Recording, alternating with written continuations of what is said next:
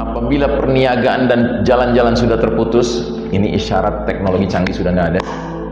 Bisnis sudah nggak model sekarang lagi, nggak ada online bisnis lagi, ya. Kemudian jalan-jalan sudah terputus, artinya transportasi sudah nggak ada lagi, pesawat udara udah nggak ada, ya kan? Akan muncul 7 laki-laki berilmu dari berbagai penjuru dunia tanpa perjanjian lebih dahulu. Tahu-tahu mereka datang aja di Mekah. Ya. Ketika mereka bertemu satu sama lain, saling bertanya, apa yang mendorong kalian datang ke sini? Mereka menjawab, kami datang untuk mencari orang yang pantas dan capable untuk meredakan fitnah-fitnah ini dengan kedua tangannya. Rupanya Allah sudah menyiapkan 7 ulama. Siapa mereka? Wallahu a'lam bishawab, kita tidak tahu. Tetapi 7 ulama dari berbagai penjuru dunia digerakkan oleh Allah pada waktu yang tahun itu, di musim haji itu, Al-Mahdi bakal dibaiat paksa. Nah, diantaranya 7 orang alim ini. 7 orang alim ini masing-masing punya pengikut 300-an dikatakan. Tidak tahu apa mereka membawa pengikutnya atau mereka berangkat sendiri-sendiri. Tetapi yang pasti ketika Al-Mahdi dibaiat, jumlah pembaiatnya itu ya seperti jumlah pasukan perang Badar, 313 orang.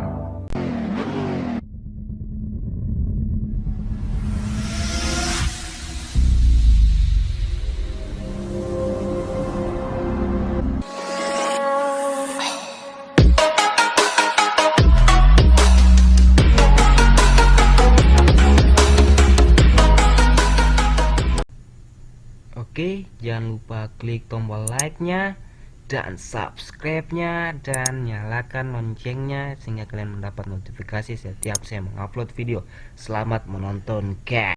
Nah, kita bicara pembaiatan paksa Al-Mahdi. Disebutkan dalam hadisnya lanjutannya, fayatihi nasun min ahli Makkah fayukhrijunahu wa huwa karihun fayubayi'unahu bainar rukni wal maqam. Mereka memaksanya keluar dari dalam rumah meskipun Al-Mahdi tidak menginginkannya. Orang-orang itu kemudian membaiatnya pada suatu tempat antara rukun dan maqam. Rukun itu maksudnya Hajar Aswad, maqam itu maksudnya maqam Ibrahim. Jadi kira-kira pembaiatan paksa Al-Mahdi akan terjadi di tempat ini, Pak, antara Hajar Aswad dengan maqam Ibrahim, di depan pintu Multazam, ya. Pembaiatan paksa Al-Mahdi terjadi di depan Ka'bah antara Hajar Aswad dan maqam Ibrahim. Lelaki Al-Mahdi tidak siap. Dan dia tidak menyangka dirinya akan ditunjuk Allah Subhanahu wa ta'ala memimpin umat Islam sedunia menuju kejayaan dan keadilan sistem Islam, meninggalkan kegelapan dan kezaliman sistem kafir. Maka Allah ta'ala perbaiki keadaan Al-Mahdi dalam satu malam dengan cara yang Allah kehendaki, dan Allah saja yang mengetahui caranya itu, sehingga selanjutnya Al-Mahdi menjadi siap dan mumpuni memimpin seluruh umat Islam, ya. Jadi hadisnya berbunyi, Al-Mahdiyu minna ahlal baiti yuslihuhullahu fi lailah. Ini hadis riwayat Imam Ahmad. Artinya apa? Al-Mahdi, ya, adalah keturunanku ahlul bait yang Allah islah, Allah perbaiki dalam satu malam, ya. Jadi pertanyaannya sekarang, kenapa Al-Mahdi mesti dibaiat dengan paksaan?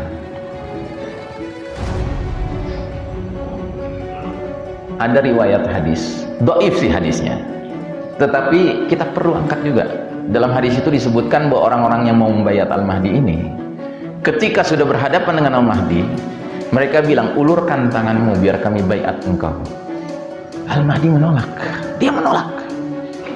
Dengan keras dia menolak. Tapi mereka lebih keras lagi memaksanya. Sampai mereka mengatakan, kalau engkau tidak menerima baiat kami pukul tengkukmu. Artinya kami bunuh kamu.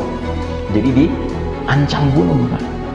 Pertanyaannya, kenapa kok Al-Mahdi mesti dibayat dengan paksaan? Setidak-tidaknya ada 2 analisa. Analisa pertama, Al-Mahdi harus dibayat paksa. Kenapa? Karena dia laki-laki beriman yang sejati imannya, Pak. Dan ciri laki-laki beriman yang sejati imannya, tidak punya ambisi kepemimpinan, tidak punya ambisi kekuasaan. Nggak kayak kebanyakan orang zaman sekarang, Pak, nggak layak memimpin pun wajahnya muncul di semua tiang listrik, di semua pohon-pohon, sehingga kita yang enak melihatnya. Mereka pingin benar berkuasa, ingin benar jadi pemimpin. Ini sudah diangkat oleh 313 orang, nolak dia. Dan ini wajah orang-orang soleh, orang-orang alim ini, tapi dia menolak. Itu satu analisa. Analisa kedua, kenapa Al-Mahdi mesti dibayat paksa? Karena Al-Mahdi tidak tahu dirinya Al-Mahdi, tidak menyangka dirinya Al-Mahdi. Kenapa Allah bikin skenarionya seperti itu? Karena Allah ingin memelihara Al-Mahdi. Kalau Al-Mahdi sudah tahu dirinya Al-Mahdi, tentu orang lain juga tahu dia Al-Mahdi. Kalau orang lain tahu Al-Mahdi itu siapa, tentu musuh Islam juga bisa tahu Al-Mahdi yang mana, ya kan? Kalau musuh Islam sudah jauh-jauh hari tahu Al-Mahdi yang mana, diapakan kira-kira, Pak? Dibungkus, ya, diringkus, ya, dimusnahkan. Jadi Allah punya cara, skenario cantik memelihara Al-Mahdi. Dengan cara dia harus dibebas paksa. Siapakah Al-Mahdi? Mari kita lihat nama asal-usul saat kehadiran dan ciri-ciri fisik Al-Mahdi.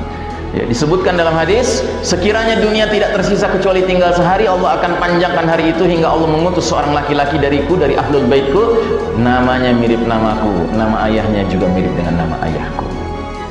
Sebagian ulama mengatakan berarti Al-Mahdi namanya Muhammad bin Abdullah. Tapi ada yang mengatakan namanya mungkin Ahmad bin Abdullah. Ada juga yang mengatakan namanya mungkin Muhammad bin Ibrahim. Karena ayah itu nggak mesti ayah kandungnya langsung, tapi ayah kenabiannya itu Ibrahim. Atau mungkin Ahmad bin Ismail atau Muhammad bin Ismail, karena salah satu kakek moyangnya juga Ismail alaihissalam.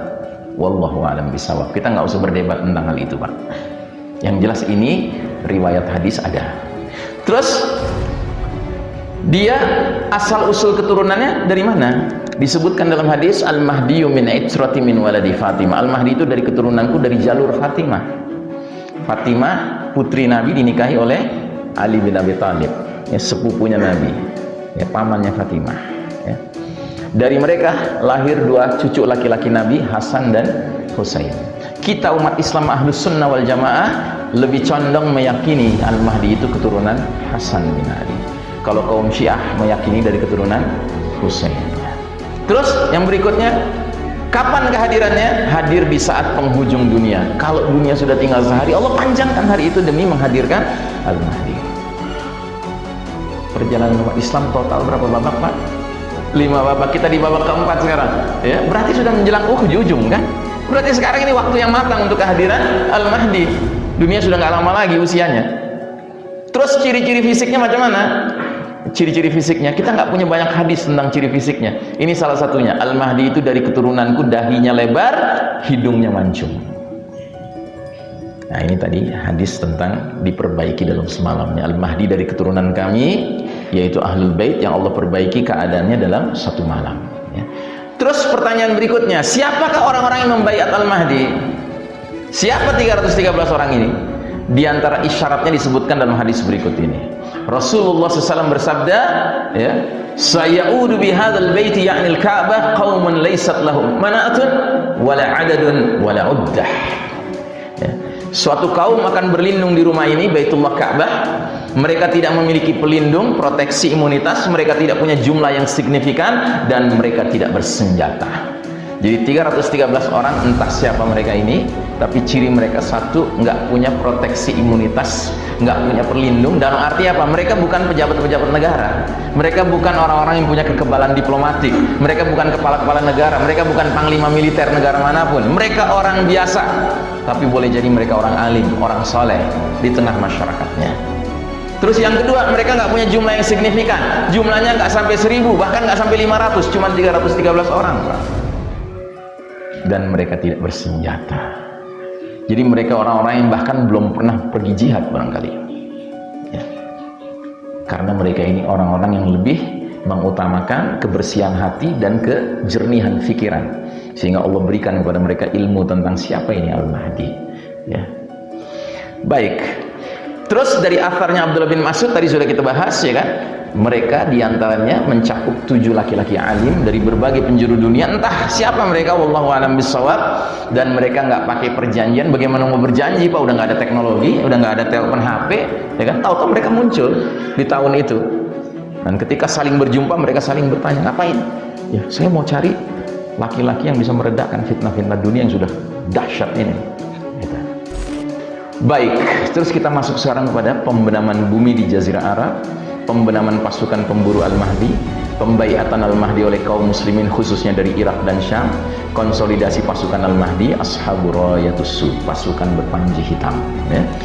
Dikatakan dalam hadisnya selanjutnya, lalu dikirimlah sepasukan dari penduduk Syam. Jadi setelah pembaiatan paksa itu, ada pasukan dari arah Syam, dari utara, ya, menuju ke arah Ka'bah untuk memerangi mereka.